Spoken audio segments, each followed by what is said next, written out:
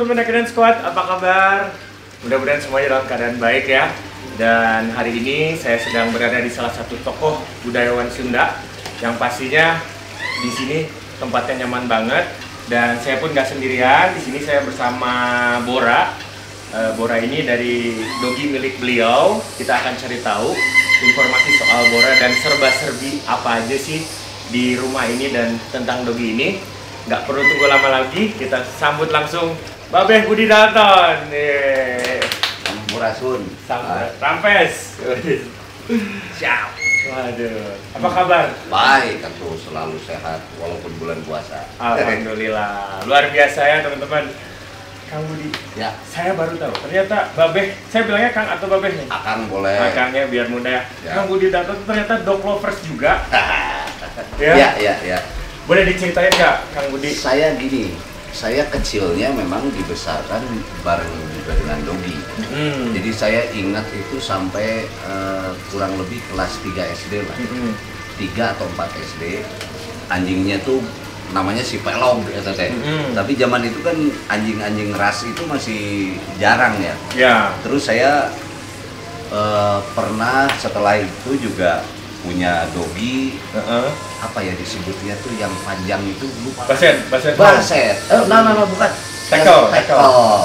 Jadi saya punya tackle zaman saya waktu kuliah. Itu pun sempat beranak dia sampai 5 waktu itu. Tapi akhirnya saya karena sibuk mungkin ya diminta sama kakak saya, sehingga akhirnya di kakak saya malah beranak 5 biji. Saya kebagian lagi tuh anaknya waktu itu. Dia kabur. Oke, Kang Budi. Ya.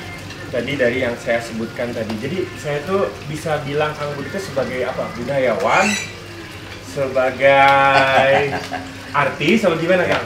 Kalau saya sehari-hari atau pekerjaan ya, ya saya dosen. Ya, dosen. Saya wakil dekan di Fakultas Ilmu Seni dan Sastra. Ya. Tapi kan itu juga sebuah fakultas yang masih dekat dengan hobi ya. Artinya ada seni di situ. Ya. Saya juga lulusan sastra gitu. Jadi kalau kerjaannya apa ya? Kalau ditanya kerjaan mah dosen. Kalau di KTP seniman. Oh, luar biasa. Makanya kita kalau misalnya teman-teman yang pernah ke rumahnya Kang Budi nih, ini rumahnya keren banget loh. Benar-benar menyatu dengan alam, suara air ya, terus ini musik Sunda ya Kang ya. Ya. Jadi tiisen gitu kalau kata orang Sunda mah Kang ya. Nah, terus ini Kang Budi, sekarang tuh saya lihat ada ketertarikan sama dogi nih. Ceritanya mungkin bisa diceritain lagi gimana nih, Ya. Kang? Sebetulnya memang saya pernah dibesarkan bareng dengan dogi ya. Tapi paling sampai kelas 4 SD lah saat itu dia meninggal. Namanya si Pelong, entah saya lupa jenis apa, tapi pada saat saya kuliah saya pernah ada yang ngasih juga dogi dengan jenis tackle waktu itu. Kemana-mana dia ikut, motor-motoran ikut, segala macam. Brotherhood itu sama Ikut. Tapi pada saat saya sudah mulai banyak sebutlah sibuk waktu Ya. itu ya, nggak ada yang ngurus tuh. Tiba-tiba pulang ke rumah nggak ada tuh doginya. Ternyata dibawa sama kakak saya. Dan tiba-tiba juga sudah punya anak 5 dan saya dikasih anaknya waktu itu. Kembali lagi diminta lagi sama seseorang. Nah, jadi udah agak lama saya nggak berurusan dengan dogi. Tiba-tiba ini ke anak saya tuh, anak saya yang paling gede. Ya, TBL ya. Ya, jadi dia itu entah tertarik dari mana, mungkin dari teman-temannya, sehingga akhirnya ya ini sebetulnya masternya tuh Bele ini nih. Masternya. Nah, kita ngobrol juga nih sama TBL ya. Iya. Kang Budi, Ya. saya mau tahu juga nih, Kang Budi. Kalau nggak salah kemarin teh Kang Budi saya lihat di Instastory ya, Ya. punya Kang Budi. Itu kemarin sempat syuting dengan dogi jenis herder ya. Oh, itu syuting apa itu? Yang terakhir dengan jenis herder itu Balada Siroy kalau nggak salah ya, di mana? Di Rangkas. Ya. Itu herder ya atau Herder ya. Ya. Kenapa? Karena saya sebetulnya takut dengan anjing besar gitu ya. Tapi karena dulu pernah ada yang nitip, jadi saya udah terbiasa juga. Oh, ternyata baik juga kalau Ya. udah kenal. Makanya kemarin waktu syuting juga nggak terlalu sulit lah ya. Ya. Termasuk doginya kelihatannya juga bukan mulut tuh, nggak tahu muridnya tuh. Off the record. Nah, Soalnya saya di lokasi syuting lihat seragam ini juga. Oh, seragam. Aduh. Iya, iya.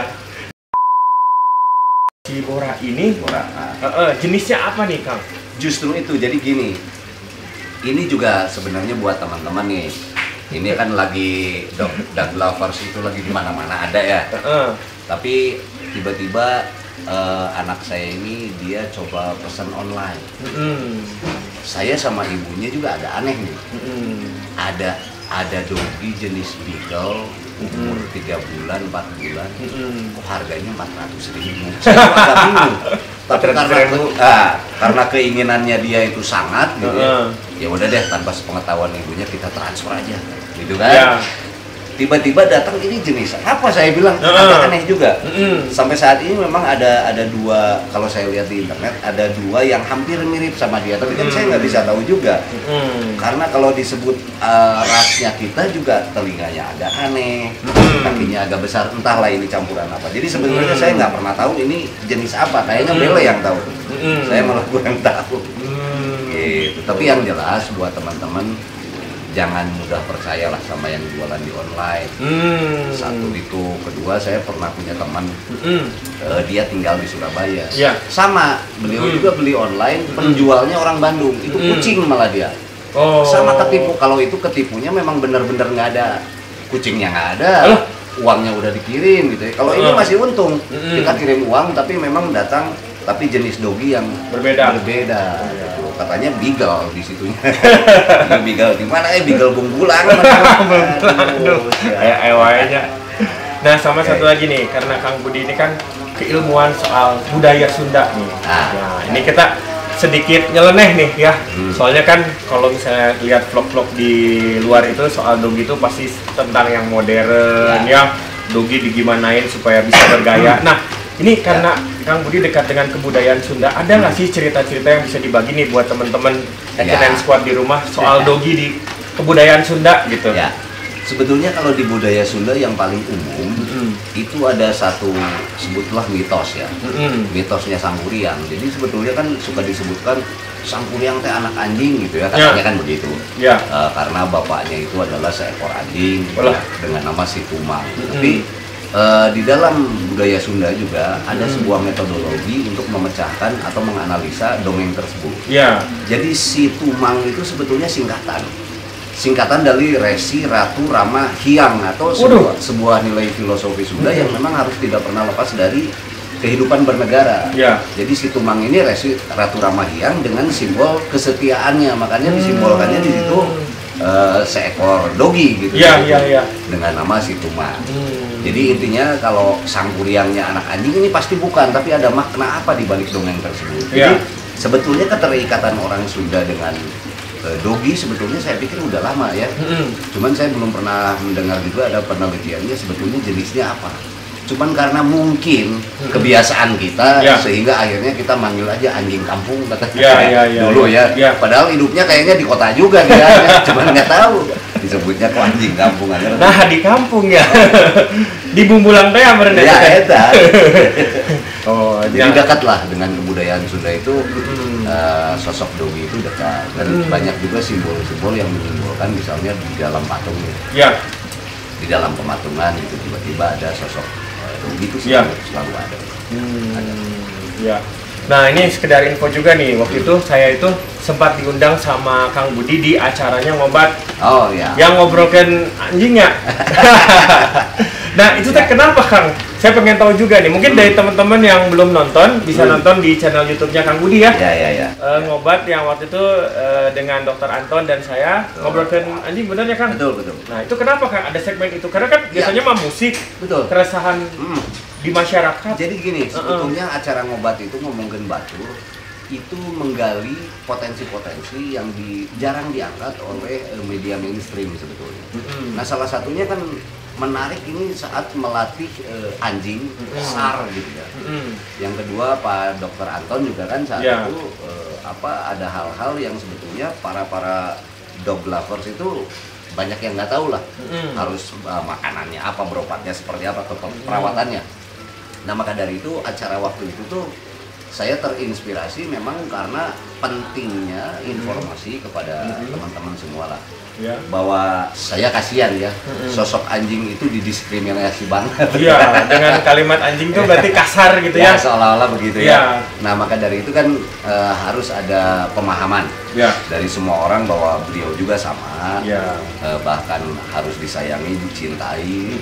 Apalagi sekarang kan udah banyak itu ya, dipakai untuk SAR ya, membantu pencarian korban di bencana kan. Artinya ternyata beliau ini ya seharusnya dekat dengan manusia dan bisa membantu, saling membantu malah. Gitu.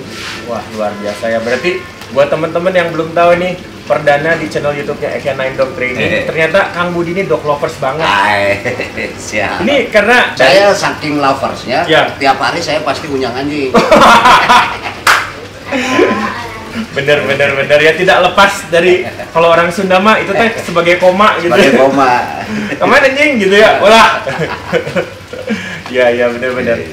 Tapi kalau ingin lebih tahu banyak tentang si Bora ini kayaknya harus ngobrol sama masternya nih.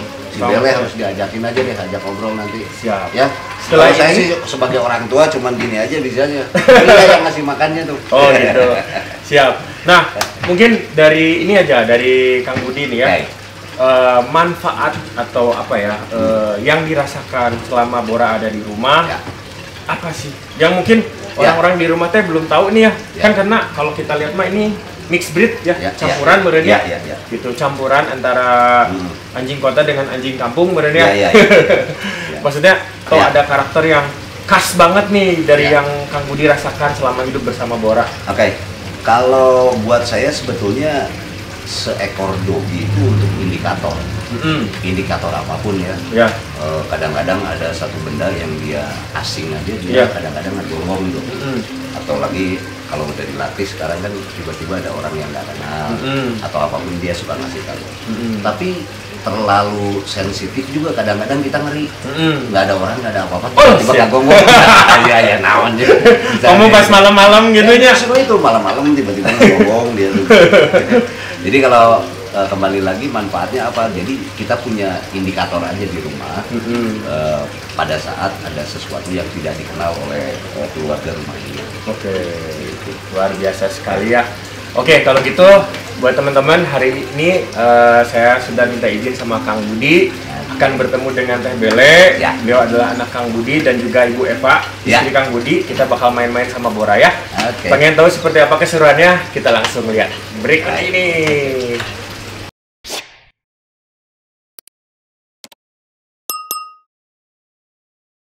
Nah, sebelah sini Teh. Ini apa program apa nih? Jalan dulu, jalan samping, healing ya. Jalan di samping. Jadi buat teman-teman, kalau kita nonton, kita siap. I got the rock star.